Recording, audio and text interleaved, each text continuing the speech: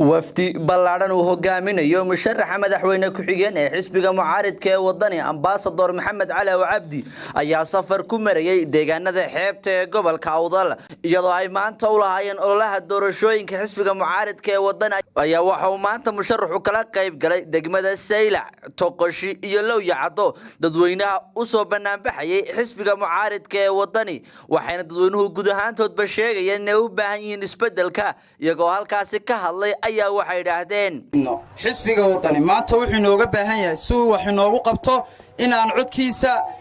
codkeena ku taageerno si uu bari ka maalin wax inoogu qabto xisbiga wadani ha noolaado ha guulaysto cadawgiisa ha hooseeyo quwadiisa ha sarrayso walaalayaal saad ugu soo baxdeen haween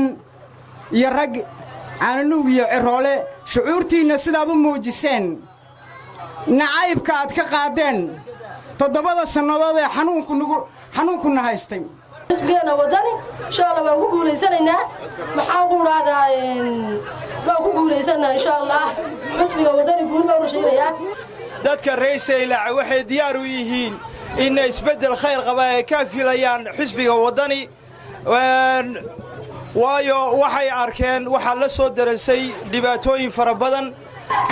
أنا أقول لهم مقعد اليرادة مقالة تقشي وادكتين ومرقمال وحي كحرن تاي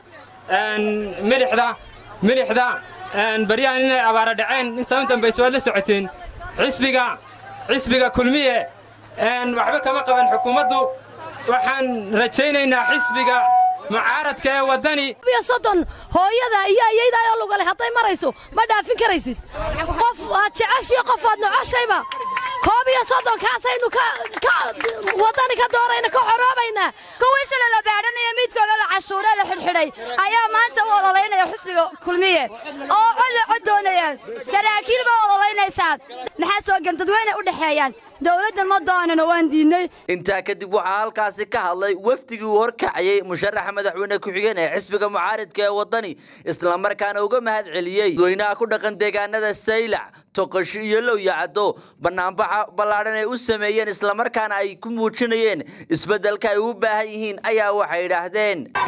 xisbiga wadani wuxuu hadda doonayaa dhibaatooyinka iyo qaar midoo kale oo jiro badan inuu wax ka bedelo hadda xog ku qabto waxaan idinka doonayaa inaad codkiina ku bedeshaan سعر برر بحونا واباد قوي سعر برر إنه ما قفا كانوا نواباد قوي إنه حونا قبطين لنقو سمايو نواباد قوي باكا هردي دورة شدي والله بويق وحكير باكا هردي وحن راديننا إنه هلو حكومة أما دولة وحكا بدشا حالك ودنكو هالكو هذا مريو رقالها هاتو سياستها هاتو waxaynu dawladda kulmiye isaga keenay qabyaaladda oo awgeyn halkuu geeyo reer Lowyacado baa la idin oran jiray reer hebel meedan lahaan jirin isaga keenay sicir bararka waa Shucayb Maxamed kan Shucaybiga TV-ga caalamiga ee bulsho magaalada Saylac ee gobolka Salal